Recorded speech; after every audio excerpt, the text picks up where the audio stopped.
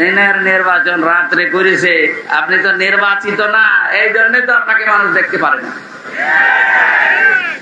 এই কারণেই তৎকালীন যে অন্তর্বর্তীকালীন সরকারের প্রধান যিনি ডক্টর মোহাম্মদ ইউনূস, দায়িত্ব নেওয়ার পরে যে কয়েকদিনের ভেতরে আপনাকে এশিয়ার থেকে নামিয়ে, এটা তো তোর দরকার নেই, কারণ তুই নির্বাচিত না, তুই তো রাতে। সবগুলো এমনকি একেবারে আসল জায়গা থেকে মেম্বার পর্যন্ত এখন আর নেই, সব শেষ না, কারণ এরা নির্বাচিত না। আর এই কারণে এই 17 বছরে সাতক্ষীরার ময়দানি কোরআনের কথাগুলো আলেমদেরকে মুখ খুলে বলতে দেয়নি। সাতক্ষীরায় বহুবার এসেছি কিন্তু উঠতে দেয়নি। আজকে আসেন তো, এই যে পাশে কোন থানা যেন, শ্যামনগর, শ্যামনগর না, ওখানে গাবোরা নামে এক ইউনিয়ন আছে, গাবোরা, ওই জায়গায় এসেছিলাম। লেলিন, হ্যাঁ, আল্লাহ রাজি আমার এই কথা বলতে দেয়নি। এখন শুনলাম পালিয়েছে। আপনি আজকে আসেন, আজকে আসেন, এই যে এই জায়গায় আসেন, বলেন যে কথা বলতে দেবো না, দেখেন আপনার খেলা হবে। ডক্টর মোহাম্মদ ইউনূস ঘোষণা দিয়েছে গত পরশুদিন, বাংলাদেশের ভূখণ্ডে কোরআনের কথা, আল্লাহর কথা বলতে কোন ফেরেশতার পারমিশন নেওয়া লাগবে না। কিসের পারমিশন? কোরআনে কারীম পারমিশন দেবে যে আপনি কথা বলতে পারেন কিনা। যদি কোরআন বলে যে না, আপনার কথা বলার যোগ্যতা নেই, আপনি কথা বলবেন না, চুপ করে থাকবেন, সেই আয়াতে আজকে পড়েছি সূরা বাকারার 124 নম্বর আয়াত। কথা কারা বলবে, সামনে কারা থাকবে, এই কথাগুলো আল্লাহ আমাদের কাছে জানাবে, আপনি জেনে তারপরে বাড়ি যাবেন। তাহলে আমরা যেহেতু সাতক্ষীরা, আপনারা মানুষ সাতক্ষীরার, আমিও খুলনা বিভাগের মানুষ, এই বিভাগের মানুষ। আমরা বাংলাদেশে যে মানুষগুলো কোরআনের পক্ষে থাকতে গিয়ে সবচেয়ে বেশি জুলুমের শিকার হয়েছে, তার ভেতরে আপনাদের নাম আছে। ইত্তাকি দাওয়াতাল মাজলুম ফাইন্নাহা লাইসা বাইনাহু ওয়া বাইনাল্লাহি হিজাব, মুসলিম শরীফের হাদিস। আল্লাহর নবী বলেন, তোমরা বেঁচে থাকবা, ভয় করবা, সতর্ক থাকবা মজলুমের বরদোয়া থেকে, কারণ মজলুমের বরদোয়া আর আল্লাহর ভেতরে কোনো পর্দা থাকে না। এই জালেমের বিদায়ের জন্য আমার মনে হয় মজলুমের বরদোয়া সবচেয়ে বেশি কার্যকারী ভূমিকা পালন করেছে। ছাত্র জনতা এবং সাধারণ যারা জীবন তো দিয়েছে, তাদের জীবনের উপরে, শাহাদতের উপরে এবং মজলুমের বরদোয়ার উপরে আল্লাহ কবুল করে আমাদেরকে স্বাধীন একটা দেশ এখন দিয়েছেন। এখনো আমরা স্বাধীন না, ষড়যন্ত্র এখনো চলছে। কথা বলেন না কেন?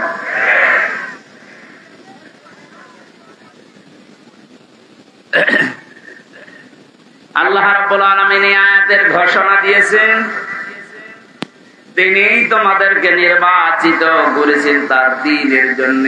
আর দ্বীনের উপরে চলতে গিয়ে, দ্বীনের কথা বলতে গিয়ে যে বাধা বিপত্তি গুলো আসবে, আল্লাহ নিজে ওইগুলো তার পক্ষ থেকে দূর করে দিয়েছেন।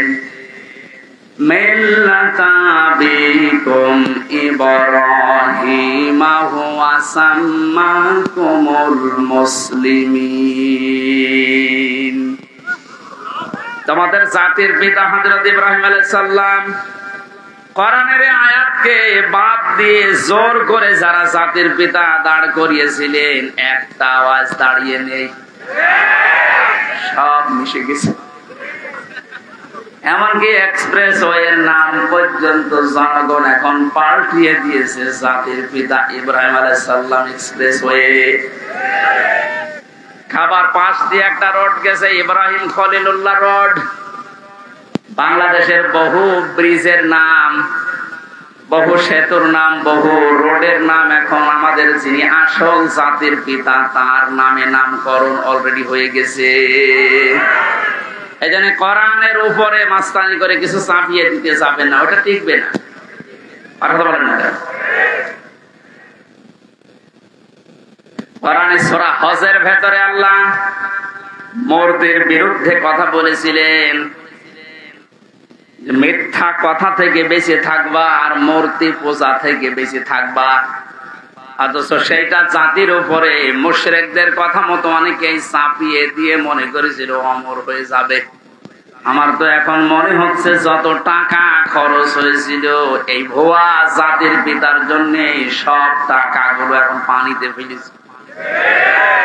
এগুলো যদি মানুষের জন্য খরচ করতেন, এই মানুষগুলোই এই লোকটার জন্য হয়তো দোয়া করলে আল্লাহ কবুল করলেও করতো।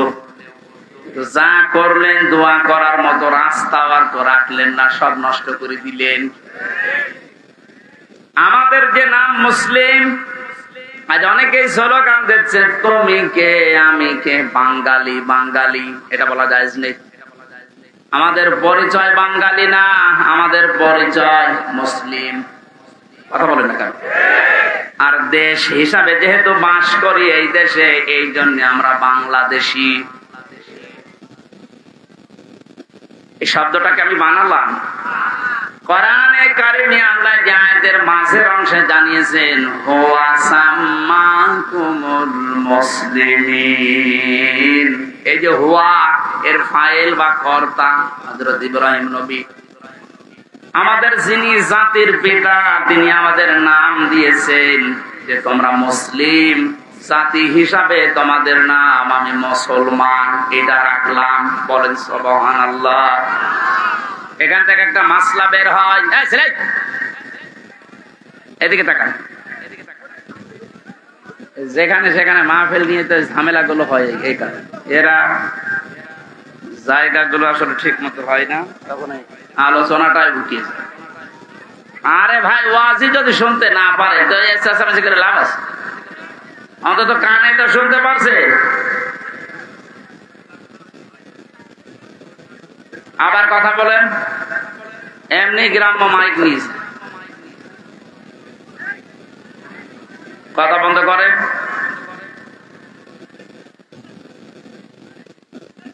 নাকি ওদের এখনো কথা বলা লাগবে?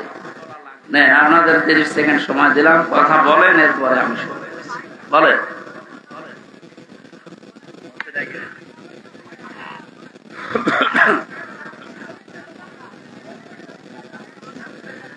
আমার ভাইরা, এখান থেকে যে মাসলাটা বের হয়, মা বোনেরা যারা বিভিন্ন জায়গায় বসে শুনতেছেন, আপনারও এখানে একটা দায়িত্ব বের হয়।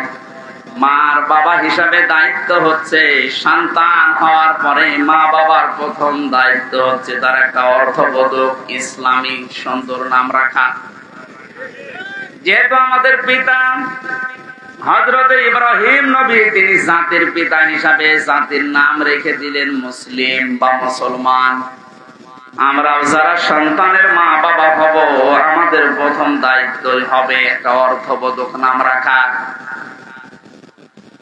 এটা আমাদের জাতির পিতা ইব্রাহিম আলাইহিস সালাম থেকে আমরা পেয়েছি। মাজলুমের দোয়া থেকে বেঁচে থাকার জন্য নবীজি আহ্বান জানিয়েছেন। এদেশের সবচাইতে বড় মাজলুম যারা ছিল তারা আলেমেরা।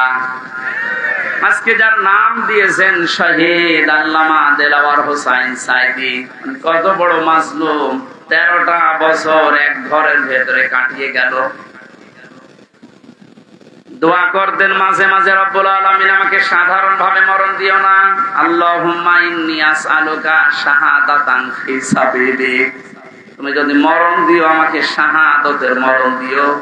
আল্লাহ কবুলও করেছে, সাধারণ ভাবে মারা যায়নি, ওনাকে মারা হয়েছে। অন্যায় ভাবে যাকে মারা হয়, ইসলামের দৃষ্টিতে তাকে শহীদ বলা হয়। কথা বলো না কেন? আবু সাইদকে যে অন্যায় ভাবে মারা হয়েছে, এরপরও যারা শহীদ বলতে রাজি ছিলেন না, এখন চাপে পড়ে তারা শহীদ বলছে। রফিক নামে এক হুজুর নাকি কয়েকদিন আগে ভিডিও ছেড়েছিল যে আবু সাইদ শহীদ না, ওরে জোর করে বুক পিটিয়ে দিয়েছে। তাই গতকালকে নাকি ক্ষমা চেয়েছে যে আমার ভুল হয়ে গেছে। সুতরাং ভুল যখন স্বীকার করেছেন, এখন আর উল্টা পাল্টা কথা বলবেন, কারণ এখন আর জালেমরা এদেশে নেই। জালেম সব পালিয়েছে, আর যারা আছে সব গর্তের ভেতরে আছে। আল্লাহ বলেছিলেন না, ইন্দুরের গর্ত পাবা না, তার দোয়া কবুল হয়ে গেছে। ইন্দুরের গর্ত পারছে না। আজকেও দেখলাম একজনকে জোতার মালা পরিয়ে জালেমের জুলুমের প্রতিশোধ নিচ্ছে জনগণ। এই 17-18 দিন হয়ে গেল, এরপরও যদি আপনার জুতার মালা এখনো না সরে, এ দেশে জালেমদের আর জায়গা হবে বলে আমার বিশ্বাস হয় না। সুতরাং জালেম যারা, আপনারা হয় বিধান নেই না মরে যান। বহু মানুষের ক্ষতি করেছে। রব্বিলা তাযারনি আলাল আরদি মিনাল কাফিরিনা দাজ্জারা। নূহ আলাইহিস সালাম বলেছিলেন, আল্লাহ কাফেরদের একটা আন্ডা বাচ্চা পর্যন্ত জমিনে না থাকে, কারণ ওর পক্ষ থেকে যেটা জন্মাবে ওইটাও হারামি হবে।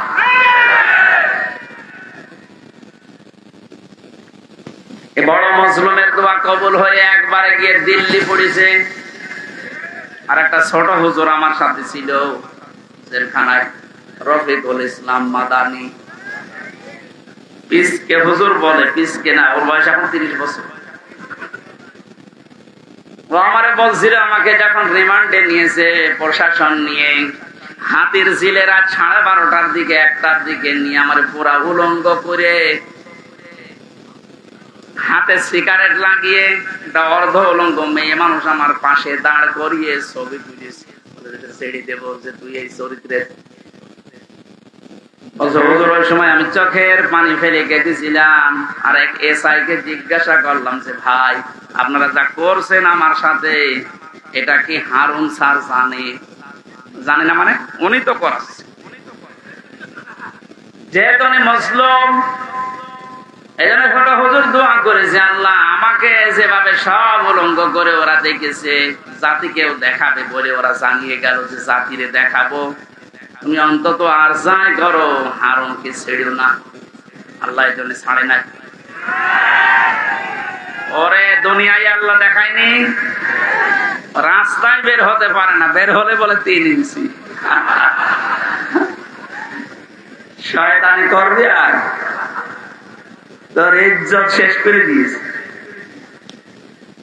যেইগুলোই মুসলমানদের ইসলামের আলেমদের সাথে বিয়াদবি করেছে, প্রত্যেকের চরিত্র এখন ফাঁস হয়ে যাচ্ছে। বাংলাদেশে বহু জেলাতে এই মাইক এভাবে কেড়ে নিয়েছে এই জনগণ নামে, এই সালেম জনগণের নাম নিয়ে প্রতিনিধি হয়েছে, অথচ আল্লাহর কথা বলতে বলতে হঠাৎ করে মাইক কেড়ে নিয়ে আলেমকে গালি দেয়। এমন অপমান আল্লাহ এখন করছে, মুখ দেখানো দায় হয়ে গেছে তাদের। আমার মনে হয় হারুনের যে অবস্থা এখন, যে কয় ইঞ্চি বলে, ও ছোট হুজুরকে যা করেছিল তার চাইতে ডবল অপমান আল্লাহ করেনি। কারণ নবীজির হাদিস ছিল, মাজলুমের বরদোয়া আর আল্লাহর ভেতরে কোনো পর্দা নেই, সরাসরি কবুল হয়ে যায়। ও যদি সাতক্ষীরার এই ময়দানে, আমার বাড়ি তো কিশোরগঞ্জে, সাতক্ষীরা জেলায় যদি এখন আসে, আর ওর চেহারা তো পরিচিত, কারো লাগবে না, ছেলে মেয়েরা যারা আছে পিটিয়ে মেরে থাকবে। এটা এই ছোট হুজুরের বরদোয়া। বড়টার বরদোয়া কবুল হয়েছে, ছোটটারও কবুল হয়েছে। বড়টার বরদোয়া কবুল হয়ে দিল্লি পড়েছে, ছোটটার বরদোয়া কবুল হয়ে কয়েক ইঞ্চি বেরিয়ে গেছে। এখন এই মেজো যারা আমরা আছি, আমাদের দোয়া কবুল হবে না? যা করেছেন আমাদের সাথে, আল্লাহ যেন ঠিক ওই রকম করে। তখন আপনি টের পাবে কত অসহায় করে রেখেছিলেন মাটির নিচে। আমার দুনিয়া কি আছে কিচ্ছু জানতাম না।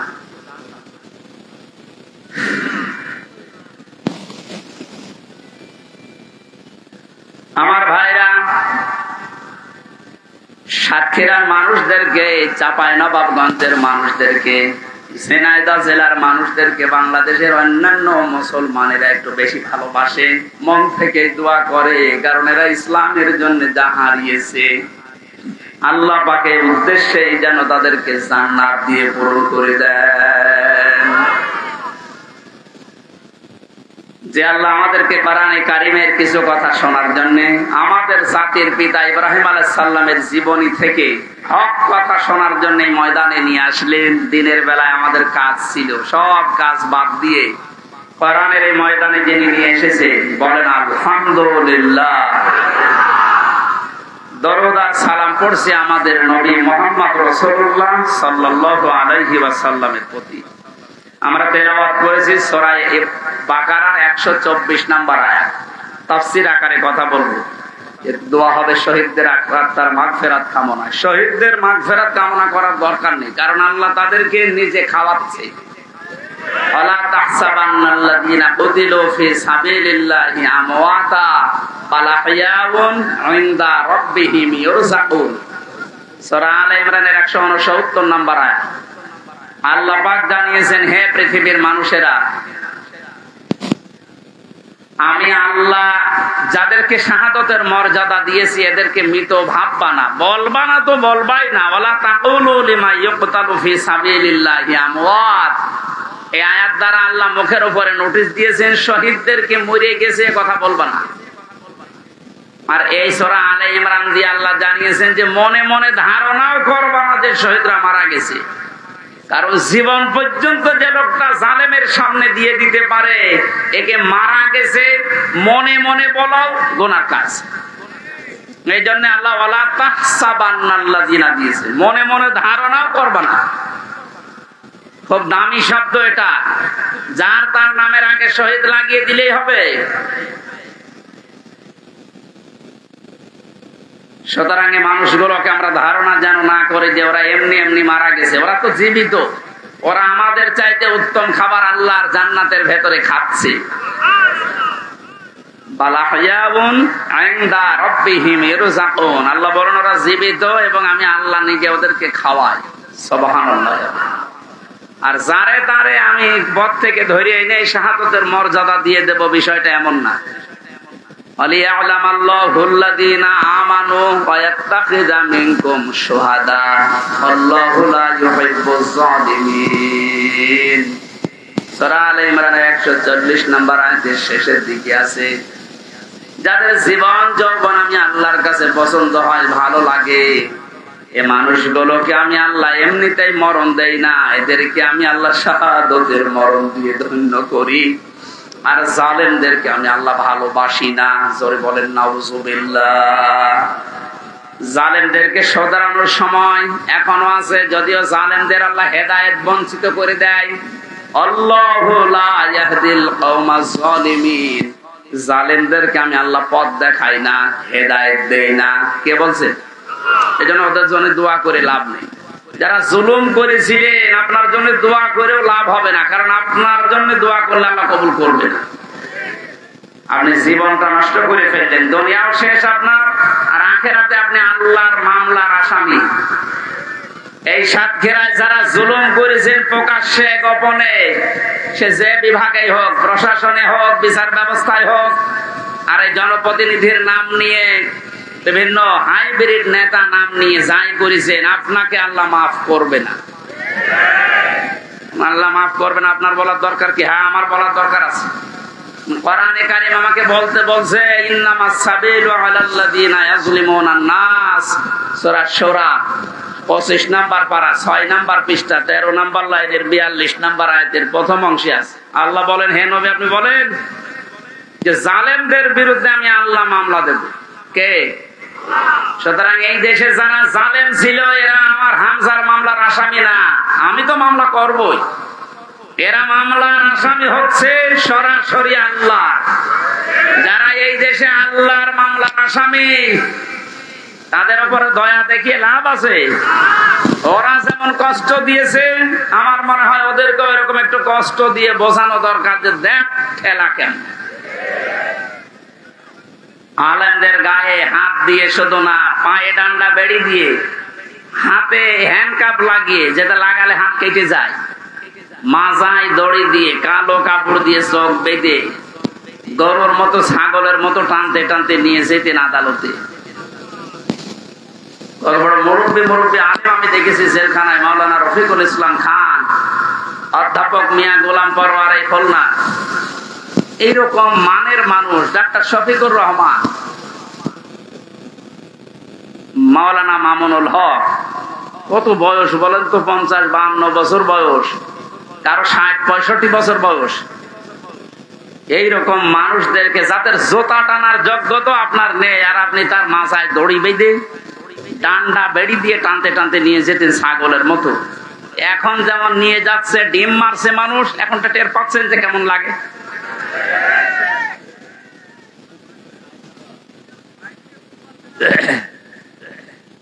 এখন যে শয়তানগুলো রিমান্ডে আছে, কয়েকদিনের পত্রিকা এবং এই যে ভিডিও আসতেছে, রিমান্ডে এখন তো আমাদের মতো কষ্ট এদের দিচ্ছে না, আদালত নাকি বলে দিয়েছে ওইসব দরকার নেই, খালি এমনি জিজ্ঞাসা করবে। শুধু জিজ্ঞাসা করছে তাই নাকি কাঁদছে।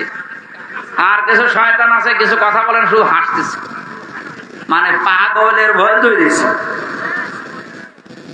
রিমান্ডে আমাদের যেভাবে হাতের নখ বলছে যে এইগুলো দিয়ে আমরা নখ তুলি, আমার মনে হয় ওদেরকে যদি নখ নাও তোলে শুধু দেখা যে এইটাই করি, ও এমনি মরে যাবে। আমার ওই কাছের ঘরের ভেতরে মাটির নিচে যখন ওই যন্ত্রপাতি গুলো বের করে বলছিল যে এই দেখেন এইগুলো দিয়ে আমরা নখ তুলি, বলেন তো সব ওরা আর আমি একা, পৃথিবীর কেউ জানে না, সব থেকে বিচ্ছিন্ন। কেমন লাগে ওই সময়। আর আপনাদের তো তাও আদালত বলেছে না কিছু বলবেন না, শুধু জিজ্ঞাসা করবেন। জিজ্ঞাসা করলে আপনি কাঁদতেছেন।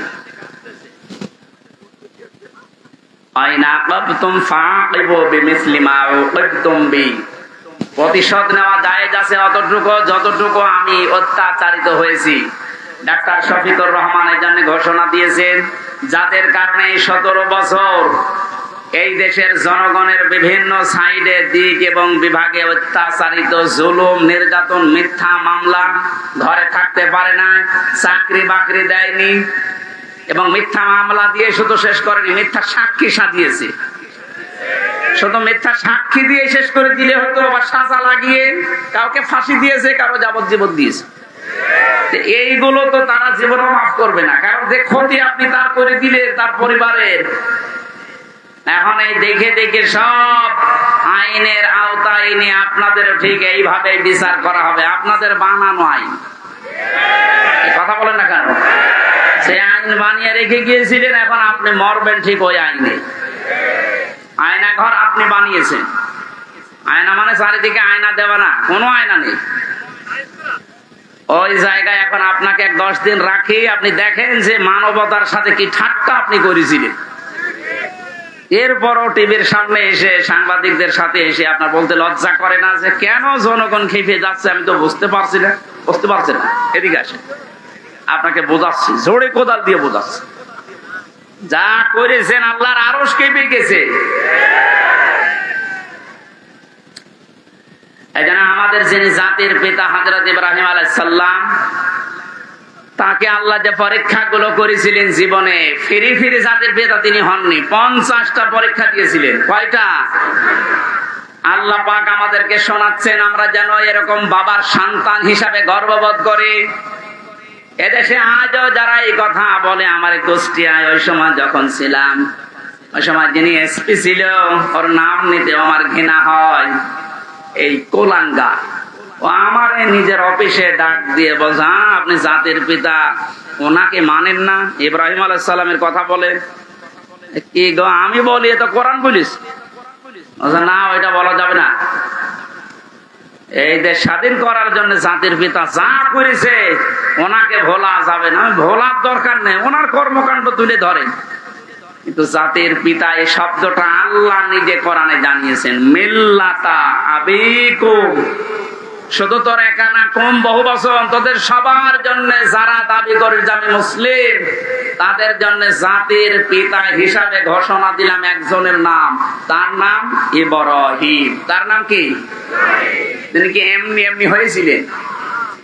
এবার আসেন আল্লাহ কি জানাচ্ছেন, ওয়া ইযিবতালা ইব্রাহিমা রাব্বুহু বিকালিমাতিন ফাআতাম্মাহুন্না। আল্লাহ পাক বলেন, আমার নবী ইব্রাহিমকে আমি আল্লাহ পদে পদে পরীক্ষা করেছিলাম, আর প্রতিটি পরীক্ষায় তিনি উত্তীর্ণ হয়েছিলেন।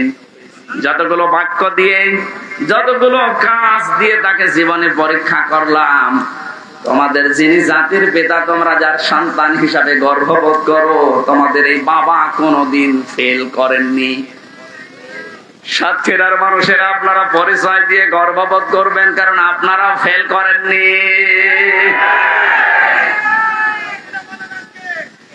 বাংলাদেশের বহু জেলার লোকেরা ফেল করে গেছে, বিশেষ করে গোপালগঞ্জে ফেল হয়ে গেছে।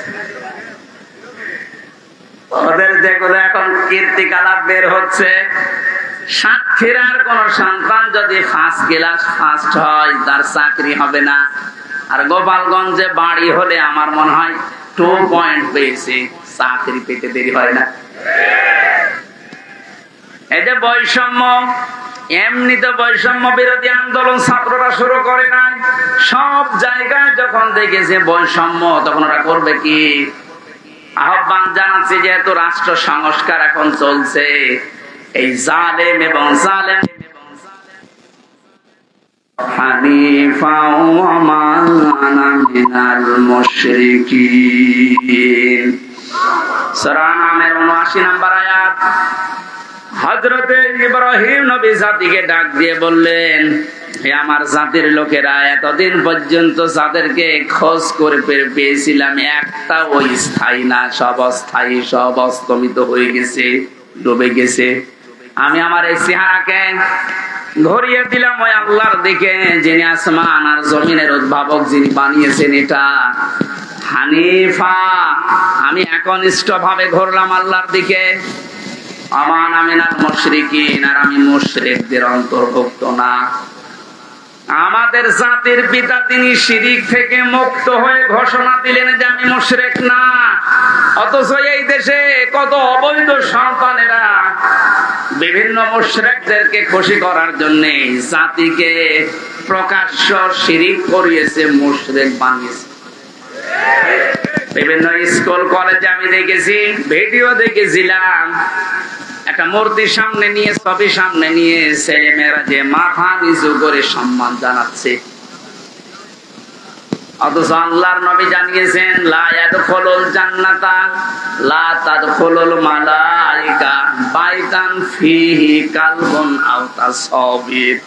ওই ঘরের ভেতরে রহমতের ফেরেশতা প্রবেশ করে না যেখানে মানুষের ফটো থাকে আর কুকুর থাকে। অথচ প্রত্যেকটা অফিস, আদালত, বাড়ি, দোকানঘাট, সব জায়গায় এই শিরকটা চালু করার জন্য উঠে পড়ে লেগেছিল। আল্লাহ এমন ভাবে বিদায় দিয়েছে জিল্লতির সাথে, আজকে আসার সময় দেখলাম বাবার মুখ দেখা যাচ্ছে না। আমাদের পিতা যদি শিরিক থেকে মুক্ত হওয়ার জন্য ঘোষণা দিতে পারে, ও সাতক্ষীরাবাসী জীবনে আজকে ঘোষণা দেবে, আর যাই করি আমি শিরিক করব না। জীবন চলে যাক, নবীজি জানিয়েছেন আমার উম্মতেরা, তোমাকে যদি জবাই করা হয়, আগুনের ভেতরে পুড়িয়ে ফেলা হয়, এরপরও কোনদিন শিরিক করবা না। কি এখানে কি সাপ? সাপ ধরে যে এখানে ফেলে দেন, সাহস আছে যার তারা ধরতে বলে।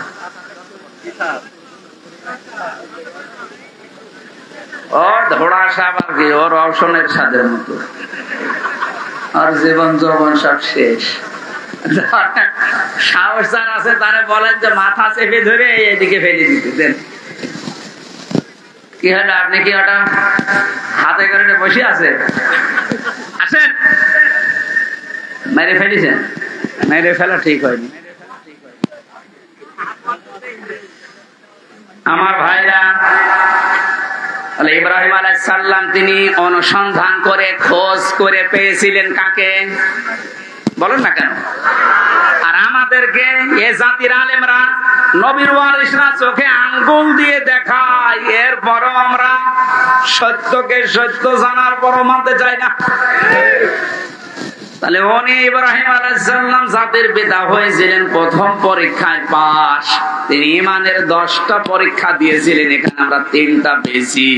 একটা তারকা দিয়ে, একটা চন্দ্র দিয়ে, আর একটা সূর্য দিয়ে। রব্বুল আলামিন বলেন তাকে আমল সম্পর্কে আমি পরীক্ষা করেছিলাম 30টা। প্রতিটি আমলে হযরত ইব্রাহিম আলাইহিস সালাম তিনি পাস করেছিলেন। জোরে বলেন সুবহানাল্লাহ।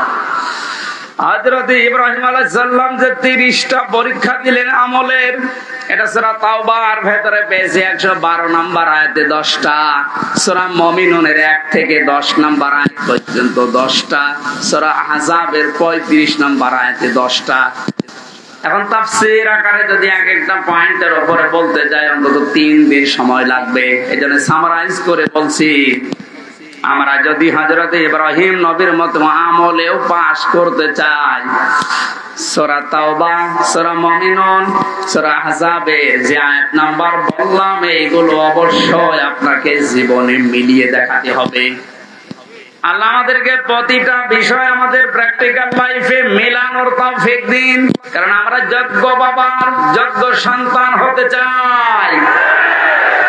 এমন সন্তান আপনি রেখে গেলেন, সন্তানের কারণে আজ হাজারো মানুষ ধিক্কার দিচ্ছে, গালিগালাজ করছে। প্রফেসর ডক্টর মোহাম্মদ ইউনূসকে জিজ্ঞাসা করেছে যে উনি তো চলে গেল পালিয়ে, এখন ওনার বাবার এই যে মানুষ ভেঙে ফেলছে, কি করেন, কি বলেন আপনি? উনি জবাব দিয়েছে, ওনার মেয়ের জিজ্ঞাসা করেন কি কাজ করেছে তার মেয়ে, যে সে যেতে দেরি, আর বাবা আর দাঁড়িয়ে থাকতে পারে নাই। আমি কি করে বলবো যে করেছে এগুলো? তার মেয়েকে জিজ্ঞাসা করেন, জবাব পাবেন। মেয়েরে পাবেন কোথায়? সে নাকি এখন ওখান থেকে মাঝে মাঝে ভিডিও বার্তায় কথা বলছে, কিছু কিছু জালেম তার সাথে কথা বলে, আর এখান থেকে সাহস দিচ্ছে, আপা ভয় পাবেন না, ঘাবড়াবেন না, আপনি ঘাবড়িয়ে গেলে আমরা নরম হয়ে যাই। ওরেও ধরেছে, ওই সন্তানটাকেও ধরেছে।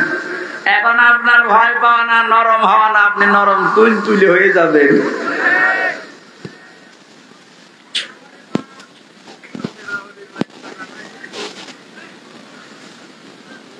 এরপরে পেয়েছি ফিতরাত বা স্বভাব সম্পর্কে তিনি 10টা পরীক্ষা করেছিলেন। এটা মারেফুল কোরআন, তাফসিরে হাক্কানি, এগুলোতে পাবেন। আমি একটা একটা করে এবার তাফসির আকারে পয়েন্ট আকারে বের করছি। হযরত ইব্রাহিম আলাইহিস সালামকে তিনি পরীক্ষা করেছিলেন। এটা আম্বিয়ার ভেতরে আছে 51 থেকে 59 নাম্বার আয়াত পর্যন্ত।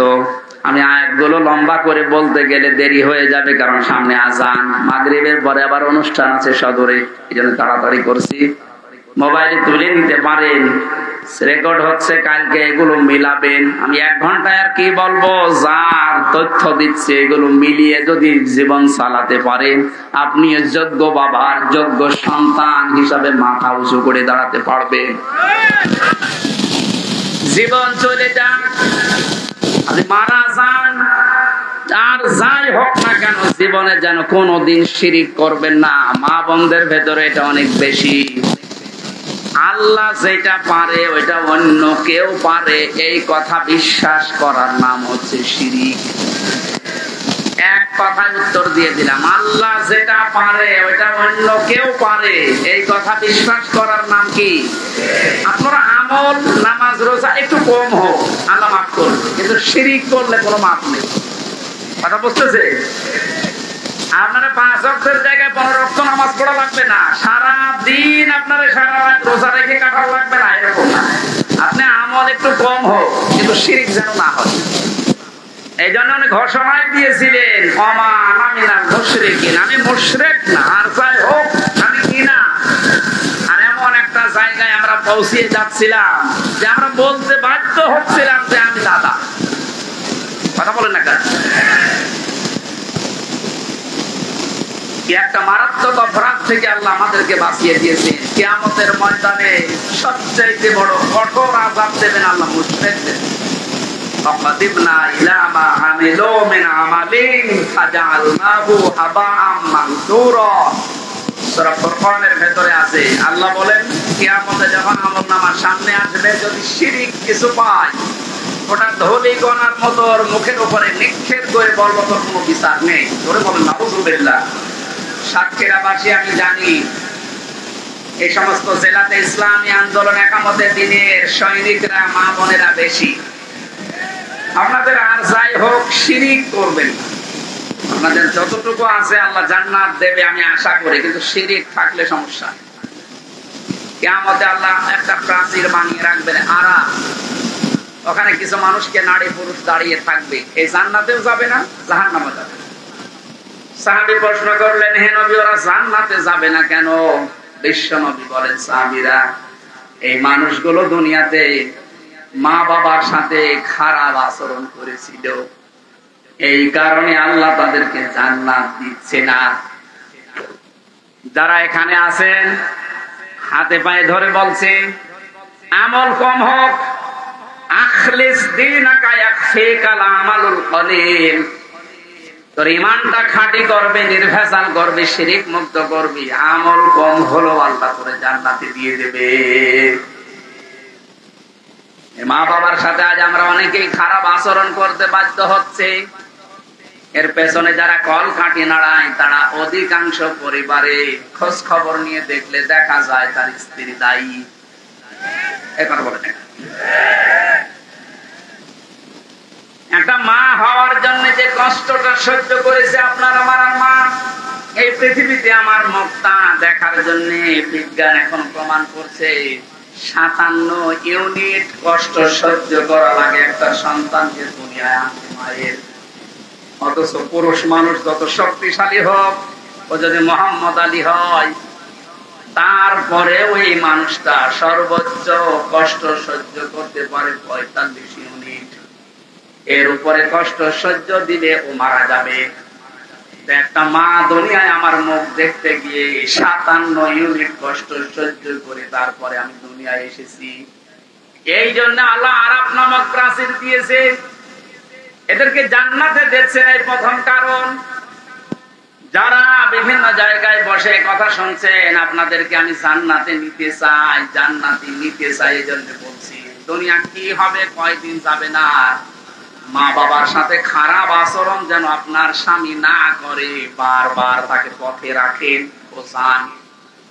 এমনকি তার নিকট আত্মীয় স্বজন যারা আছে, তার বোন আছে, তার ভাই আছে, তার চাচা আছে, ফুফু আছে, এগুলোর সাথে যেন সুন্দর আচরণ করে, তাদের হক আদায় করে, সমর্থ অনুযায়ী তাদের দেখাশোনা করে, টাকা পয়সা তাদের উপরে খরচ করে, এটা আপনি উদ্বুদ্ধ করেন।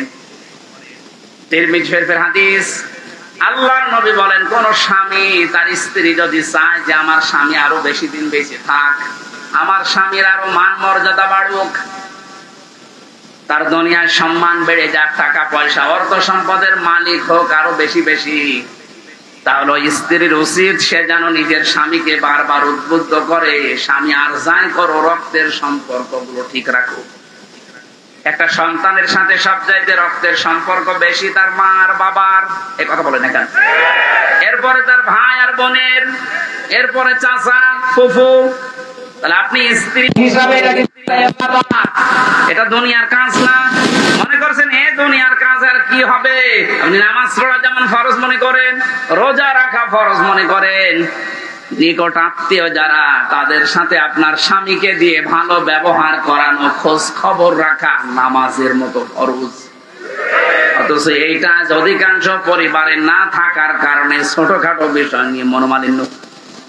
অনেক সন্তান আছে মা বাবার পরিচয় দিতে চায় না, কথা বলে না, চাচার সাথে কথা বলে না, ফুফুর সাথে খোঁজ খবর নেয় না, অথচ ধর্ম আত্মীয় পাতিয়েছে সেখানে মাসে 2 বার যায়, আর নিজের আপন ফুফু গরিব দেখাও করে না, খোঁজও নেয় না।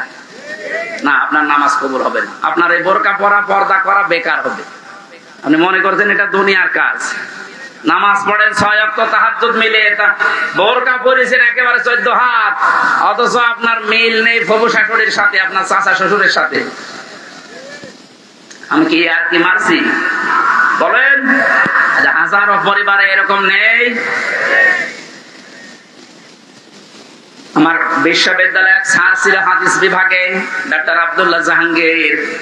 উনি বলছিলেন এক চেয়ারম্যান গেছে খুলনায়, সারাদিন কাজকর্ম করার পরে খুলনাতে ছেলের বাড়ি, ওখানে উঠেছে। রাত একটু বেশি হওয়ার কারণে বাবা বলছে,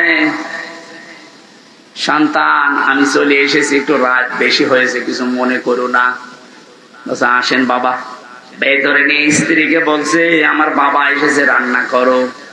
স্ত্রী বলছে, না আমি পারবো না, আমি সেই সন্ধ্যা থেকে রাত 11টা পর্যন্ত সিরিয়াল দেখতে দেখতে ক্লান্ত, পারবো না। অন্তর্বর্তীকালীন সরকার আসার পরে এই জিনিসটা অন্তত মাফ হয়েছে, ভারতের সিরিয়াল গুলো বন্ধ করে দিয়েছে। এখন আছে আর আমার মনে হয় অনেক মহিলা বড় দোয়া দিয়েছে দিক, যেই বলেছে পারবো না, ওগুলো আপনার বাবা, আপনি রান্না করে খাওয়ান। চিন্তা করছে এখন যদি মারধর করে, যদি উচ্চবাচ্য করে আমার বাবা আবার জেনে ফেলবে। ঠিক আছে, কিছু না বলে বাবাকে বলছে, আব্বা তুমি কি খেয়ে এসেছো? ছেলের বাড়ি কেউ খেয়ে যায়? ও তো সব কথা শুনে ফেলেছে, লজ্জার খাতিরে বলছে ঠিক আছে খাওয়া লাগবে না, আমি খেয়ে এসেছি। রাত 12:30, মাত্র 1.5 ঘন্টা পরে এসেছে। আর একটা ছেলে এসে কলিং বেল চাপ দিয়েছে, বাইরে যেয়ে দেখে ওর ছোট শালা। বলছে দোলা ভাই চলে আসলাম, আসো তোমার দিয়ে খেলা শুরু হবে। স্ত্রীকে বলছে ওঠো, না তোমার ভাই এসেছে। এবার উঠিছে। আমি একটু বাড়িয়ে বলছি না, ভাই এসেছে, এবার উঠে রান্না বান্না করলেন। আগের যেটা ছিল ওইটাও যদি এই আচরণ করতেন, আমার মনে হয় কোন সংসারে বাংলাদেশে আলাদা হইতো না। আপনার মনটা এত ছোট কেন? একটু বড় করতে পারেন না? আর শুধু এই ক্ষেত্রে স্ত্রীরই দোষ না, অনেক মা বাবা আছে নিজের মেয়ের ভুল হলে মাফ করে দেয়। আর পুত্রবধূ একটা লোকের মেয়ে, ওর পান থেকে চুন খসলে আগে ছেলের কানে কানে তুলে দেয়। এইটা মা বাবা না, এটা ডাইনি। এ মরণের সময় বেঈমান হয়ে মারা যাবে, শ্বশুর শাশুড়ি ঈমান পাবে না। কারণ কষ্ট দিয়েছে মানুষকে। কাকে? যার অধিকার নষ্ট করেছেন, কষ্ট দিয়েছেন, আগে তার কাছে মাফ চাবেন। সে যদি মন থেকে মাফ করে দেয়, এরপরে আল্লাহ মাফ করবে। সুতরাং এরকম শ্বশুর শাশুড়ি এই ডাইনি মার্কা আছে না নেই? কারা আছেন এরকম? হাত তোলেন তো।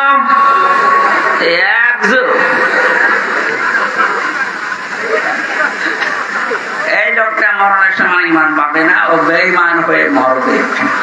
কারণ ওর দ্বারা ওর পুত্রবধূ, ওর বেটার বউ খুব ঝামেলা আছে। সাতক্ষীরাবাসী রান্না বান্না যখন কমপ্লিট করেছে, ছেলেটা ডাক দিয়ে বলছে, আব্বা তোমার বৌমা রান্না করেছে, তুমি ওঠো। বাবা কিন্তু সব শুনতে পেয়েছে, ডাক দিয়ে বলছে, সন্তান আমার খাওয়া লাগবে না, তোরা খেয়ে ঘুমিয়ে পড়। সকালবেলা ব্যাগ গুছিয়ে বাপ চলে যাচ্ছে। ছেলের সামনে গিয়ে বলছে, আব্বা চলে যাও মানে? তোমার বৌমা রান্না করছে, খেয়ে যাবা না?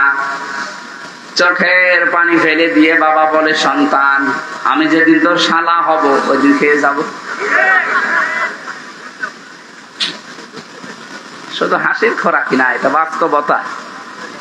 শুধু আমার ওই কুষ্টিয়া জেলার ওই চেয়ারম্যান শুধু এরকম আচরণ পেয়েছে, বাংলাদেশে বহু পরিবারে অনেক মুরব্বী এখন ঠিক ওই রকমই আছে। একটা মায়ের পেটে 8টা 10টা 12টা 15টা সন্তানের জায়গা হয়, অথচ এই মা বাবা শেষ বয়সে এসে গেলে এই 15টা বাড়ি মিলেও মা বাবার জীবন চলে না, তখন পালাপালি করে খাওয়ায়। নাউজুবিল্লাহ মিন যালিক। আমার মনে হয় মুরব্বী হয়ে গেলে এদেরকে নিয়ে এই 15টা সন্তান 5টা সন্তান এরা কাড়াকাড়ি করবে, কারণ এদের পেছনে যা খরচ করবে সবগুলো সাদগা দেওয়ার মতো সওয়াব হবে। আর আমরা যারা সন্তান আছি আমরা চাইও এটা, কিন্তু আমরা পারি না অধিকাংশ পরিবারে বোর কারণে। এইটা একটু বেশি বলে ফেললাম। যারা পারেন না বোর কারণে হাত তোলেন তো ভাই, সত্যি কথা বলেন, হাত তোলেন।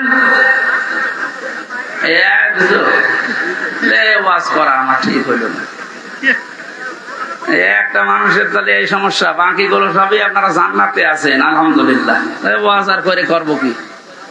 মেয়েদেরকে ধন্যবাদ জানাচ্ছি, সাতক্ষীরার মেয়েদেরকে আলহামদুলিল্লাহ। একটা লোকের বউ, এর বউ আছে এখানে, এই একটা লোক হাত তুলল। ও আজকে বাড়ি গেলে ওর খাবার দেয় কিনা দেখেন তো, ওর বিছানা আলাদা হয়ে যেতে পারে।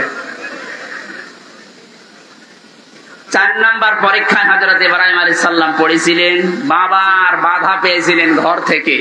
এরপরও তিনি বাধাকে উপেক্ষা করে আল্লাহকে খুঁজে বের করেছিলেন, আগুনে পর্যন্ত পড়েছিলেন, এরপরও পিছপা হননি। এরকম ইব্রাহিম নবীর সন্তানদের জীবনে সামনে পদে পদে পরীক্ষা আসতে পারে। ঘর থেকে, বাবার কাছ থেকে, মায়ের কাছ থেকে, স্ত্রীর কাছ থেকেও বাধা আসতে পারে। দিনের উপরে চলতে গিয়ে পিছপা হওয়া যাবে? এই পয়েন্টটা আমার নিজের দিকে তাকিয়ে বলছি, আমিও যেন পিছপা না হই। দুনিয়া একদিকে যাক, ইসলাম থাকবে আমার সামনে ইনশাআল্লাহ। দিন কায়েম করা এটা আমার জীবনের মূল লক্ষ্য এবং আসল কাজ। এটা জীবনের মেইন কাজই এইটা। পৃথিবীর প্রত্যেকটা নবীকে আল্লাহ বলেছিলেন আনাকিমুদ্দিন, যে আমার ইসলাম কায়েম করেন, এ বিষয়ে কোনো মর্তপার্থক্য করবেন না, কারো বাধা মানবেন না। সুতরাং আমরা যেহেতু এই যে পৃথিবীতে দিনের খাদেম, কামলা, লেবার, যতদিন পর্যন্ত জীবনের শেষ দিন না আসে, বেতন হিসাবে জান্নাত পেয়েছি ঘোষণা না পাই, ততদিন পর্যন্ত আমাদের কোনো থামাথামি নেই। নামাজ যেমন ফরজ মনে করে পড়ি, রোজা যেমন ফরজ মনে করে রাখি, দিন কায়েম করব, আন্দোলন করব, এইটাও ফরজ মনে করি। আল্লাহ আমাদেরকে ওই রকম ঈমান তুমি ইব্রাহিম নবীর মতো দান করো। সমাজের বাধা পেয়েছিলেন, রাষ্ট্রের বাধা পেয়েছিলেন, বনবাসে পর্যন্ত গিয়েছিলেন। আমি তাফসিরের প্রায় 22-23টা তাফসির থেকে নোট করেছি, সবগুলো বলতে গেলে সময় পাচ্ছি না। হিজরতের পরীক্ষা দিয়েছিলেন, জবাই করেছিলেন সন্তানকে, প্রত্যেকটার শেষে কোরআনের আয়াত সেট করেছি। এরপরে কাবা নির্মাণ করে পরীক্ষা দিয়েছিলেন আল্লাহকে। হজের 26 নম্বর আয়াতে আছে ফিতরাত সম্পর্কে তিনি পরীক্ষা দিয়েছিলেন 10টা, এই মাথার ভেতরে 5টা। নাকে পানি দেওয়া এই কাজটা ছিল না, এই জন্য আল্লাহ করোনা দিয়েছিলেন। বহু বিমানবন্দরে আমি দেখেছিলাম, অমুসলিম বিমানবন্দরে যে সমস্ত দেশে, ওরা পানির ব্যবহার করতো না, টিস্যু, শুধু টিস্যু দিত, এমনকি টয়লেট করার পরও টিস্যু। আল্লাহ এমন সিস্টেম করে দিয়েছে, নাকে পানি দিবি না, প্রতিদিন নাকে পানি অন্তত 5 বার করে দে। করোনা নামে যে রোগ, এটা আস্তে আস্তে দূর হয়ে যাবে। এটা আল্লাহ দিয়েছিলেন মনে হয় এই ইব্রাহিম নবীর এই ফিতরাতের প্রথম যে কাজটা ছিল নাকে পানি দেওয়া। কত রকমের জার দিনের ভেতরে আপনার নাক দিয়ে যায়, যত পরিষ্কার থাকবে তত রোগ থেকে আল্লাহ আপনাকে বাঁচাবে। এটা বিজ্ঞানসম্মত। 2 নম্বরে প্রতিদিন অন্তত কারণে অকারণে কুলি করবেন। মুখের ভেতরে যে সমস্ত জার্ম গুলো আছে, কুলি করার দ্বারা আল্লাহ দূর করে দেন। আমাদের জাতির পিতা ইব্রাহিম থেকে এগুলো পাওয়া। 3 নম্বরে তিনি মেসাক করতেন। হয় মেসাক করবেন কোন ডাল, কাঁচা ডাল দিয়ে, তাহলে দাঁত ভালো থাকবে। যদি এরকম ব্যবস্থা না হয়, বিরাস ব্যবহার করতে পারেন। 4 নম্বরে তিনি গোঁফ দাড়ি কাটতেন, কিন্তু মুষ্টির উপরে। প্রত্যেকটি নবীর দাড়ি ছিল 1 মুষ্টির নিচে। এরপরে ওনারা দাড়ি কাটা জায়েজ আছে, কিন্তু এর উপরে দাড়ি কাটা জায়েজ নেই। মস্কে বড় রাখা যাবে না, যদি ছোট ছোট করে রাখতে পারেন জায়েজ আছে। একেবারে রবীন্দ্রনাথ ঠাকুরের মতো রাখলে দই খেতে পারবেন না। এরপরে তেল ব্যবহার করতেন প্রত্যেকটি নবী। আমাদের জাতির পিতা ইনি শিখিয়েছেন তেল ব্যবহার করা। এখন তো ফ্যাশন হয়ে গেছে, মেয়েরা পর্যন্ত এখন আর মাথায় তেল দিতে চায় না, শুধু শ্যাম্পু দেওয়ার পরে চুল ফুলিয়ে থাকতে চায় কন্ডিশনার দিয়ে। না, মেয়েদের চুল হচ্ছে শুধুমাত্র স্বামীর জন্য। এই মাসলাটা মনে রাখবেন, স্বামী বাদে মেয়েদের চুল তার বাবাকে দেখানো জায়েজ নেই। শুধু হালকা জায়েজ আছে দুলা ভাইকে দেখানো। এরপরে খাতনা করা, ছেলেরা যারা আছে খাতনা করা দরকার, যারা করেননি দিয়ে দেবেন।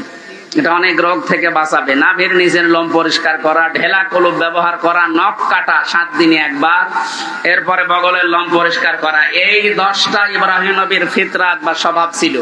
আমাদের জাতির পিতা আমাদেরকে যা দিলেন, আগামীতে কোনো জায়গায় নিয়ে আসলে রাতের বেলা মাহফিল দেবেন, দিনের বেলা আসলে কথা তোলা যায় না। আমি তাফসীর আকারে কথা বলবো, আর গলা ব্যথা করছে। রাত্রে আবার মাগরিবের পরে আছে, যেহেতু শেষ করে দিলাম। আল্লাহুম্মা আমিন। আমার জেলখানায় বসে যে বইগুলো মেয়েদের জন্য লিখেছিলাম পারিবারিক জীবন নিয়ে, এখানে আছে? যেখানে আছে সামনে